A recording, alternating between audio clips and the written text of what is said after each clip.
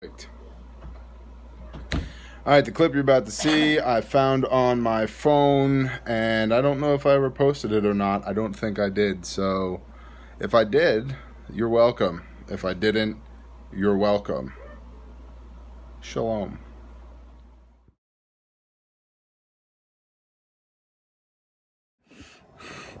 I'm ready anytime. Whatever. Yesterday we shot like a really good 14-minute long video in Squid's truck, and then after listening to the audio quality realized Squid's truck's loud. Probably the worst place to shoot a video because the voice was like, it's about this loud the whole time, and the truck was like so, oh hey, you got coffee there? Oops. Hazardous material spill. So anyway, this is the reshoot of Scavenging and Looting or Looting in SHTF, post SHTF. So where we ended yesterday is where I want to start today, the difference between Scavenging and Looting. Okay.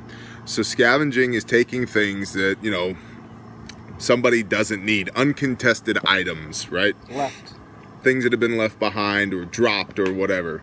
Looting is taking somebody with taking something from somebody with the intent of taking their stuff. They're still alive, they're still using it. It's not uncontested battlefield pickup or something you just happen to walk across. You're actively going and taking something from somebody else. I do not at all condone looting.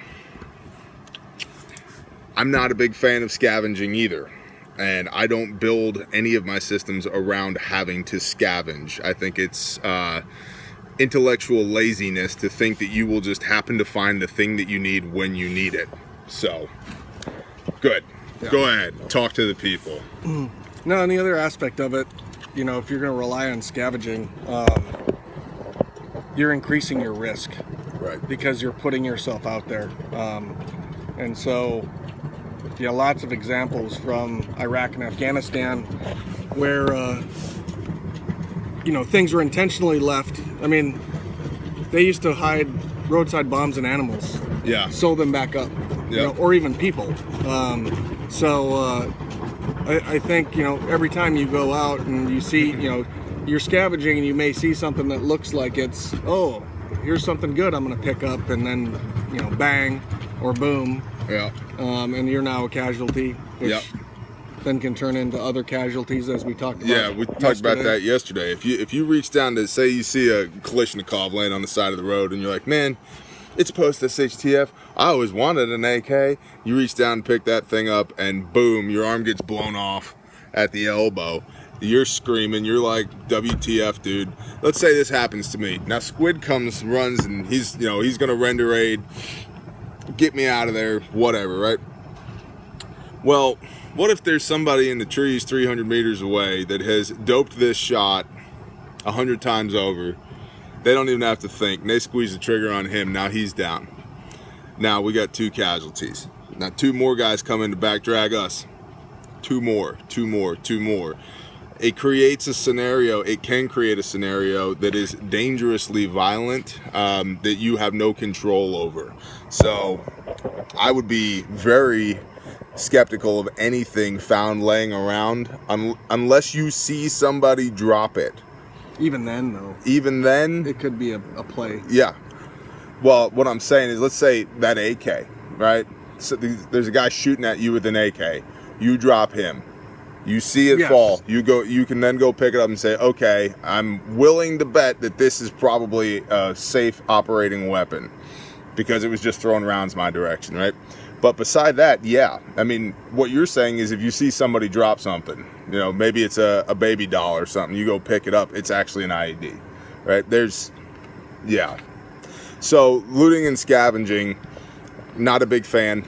I don't build any of my systems around it, and I try and look at, you know, like all preppers do, what do I need and how do I mitigate the risk involved with not having that if I need it, layering your systems. And we also talked yesterday about rather than looting and scavenging, get involved in bartering and trading now. Because we barter and trade right now and have for years. And that way, post SHTF, you're already used to giving Frank up the road $2 for a dozen eggs. Well, maybe now instead of $2, it's a roll of toilet paper and some buckshot or whatever. You know, it's something. Maybe you got really good at rendering fat off of your cows and mixing that with hardwood ash and making a crude lye soap out of it, and Frank needs that, and he's got a dozen eggs. It's good, hearty protein for you. Build those relationships now so that you don't really need to go scavenge later and open yourself up to unnecessary risk. Well, then start developing a creative mind. So that, you know, just because it was, you know, it's X widget and it's supposed to do X, but, you know, be creative and think about other ways it could be used. Yeah. You know, I think that's the biggest thing for me is being able to problem solve with what I have. Yep. Versus taking a risk of leaving what I would call my safe zone. Yep. Where I know where everything's at. I know how everything's positioned. I know entries, exits. Right. You know, you have the advantage there. You lose advantage when you leave that. Now, I mean, it could be necessary at some point. Yeah. Depending on how long it takes, you know, or how long things are you know, are bad. You know, but I would also say that the longer that things could be bad, you know, without rule of law or everything's just gone to crap, the longer it's been, the less risk there is. Yeah. Because the herd's going to be thinned. Yeah. Quite a bit. There's also, I mean, the bad guys that do exist at that point, though, are going to be better at being bad than they were because there's been kind of a trial by fire there. So I do think that, yes, I'd say there's a reduced incidence of risk, but a higher likelihood for it to end poorly for you if you do find that risk. You know what I'm saying? The bad guys will be better at being bad, but I think there'll be fewer bad guys. I think it'll be a lot fewer because they don't. I've seen a bunch of videos on, you know, if SHTF, they're going to let all the prisoners out, and you know, and they're basically preppers. It's like, no, they're really not. They're caged animals. They're opportunists. Yeah. And if you don't present an easy opportunity, I mean, most criminals are opportunists. What is the path of least resistance? That's where I'm going. So if you're a hardened target that's well prepared, you have fewer things to worry about. And if you live out in the middle of nowhere where the nearest prison's 120 miles away, the likelihood of somebody in an orange jumpsuit showing up at your door is basically zero. The last thing I want to talk about before we hop off of here is you mentioned yesterday this philosophy of these people out there that are like, well, when SHTF happens, I'm just going to go and rob all the stuff that I need from people, and I'm going to take other people's stuff. You want to talk to that? Yeah, just, you know, if that's your philosophy, I personally think it's not going to end well. Yeah. Because, you know, you may get away with it once or twice, but every time you try to do it, you know, you're opening yourself up to increased risk. This is how it's going to end. Yeah. That's how it will end for you. You may get the softer targets here or there, but you're going to come upon somebody who is not playing around. Yeah. I mean, like Bear's not playing around. I'm not playing around. I have a laser on one of my ARs. It's kind of sighted in. It's not for aiming. It's so I could put a laser on somebody's chest that says, I probably want to turn around. I see you. Yeah. Yeah. So, you know, hey, I should probably turn around because here's this dot dancing on my chest. Yep. Bounce it up into their eyes a couple times. Let them know, hey, I see you. So, what up, Jerry? What up? You want to say hi to the people? What? You want to say hi to the people? Your hair looks great this morning. It's morning dew. Come on, say hi. Say hi, Jerry. Hi, people. Hi, Jerry. Are you going to scavenge and loot post SHTF? Yes. Yes. Thank you, Jerry. But just for fun, right? Yeah, just like, for not fun. for necessity, you just want to. Oh, welcome to the boardroom. Hi, Hayden. Say hi, Hayden. No, I have work with it. Target 225. I just stripped mine out. Yeah, absolutely. It's in my bait kit. So, The long and short is, don't build your systems around looting for sure. Looting is bad.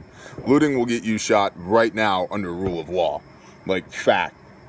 LA riots, I mean... Oh, look at the fires right now. Yeah, well, and... Right now, literally, the fires that are going on in California, they're backing up the police with National Guard because people are coming in to loot other people's stuff as there's evacuations. Yeah, so looting is no-go. Even in rule of law, no-go. Scavenging, I'm still not a fan of. Yes, you may have to do it at certain times, but hey man, get you a freaking 5-gallon bucket full of fish moxie and a bunch of toilet paper and some protein. And yeah, there's always going to be unforeseens and incidentals, but learn to barter and trade with people that you already know, you're building context with, and you have relationships with now, so that you're not opening yourself up to unnecessary risk. Learn how to create a currency, like making alcohol. Yeah. We don't... Truck fuel. What's a methanol? Truck fuel. Truck fuel. No. Ethanol is the truck. You're bad at this. He does not speak for me. I make truck fuel. You're right over there, Jay. Say bye, Squid. Bye, Squid. Bye, Bear. Say bye, Jerry. Bye, Jerry.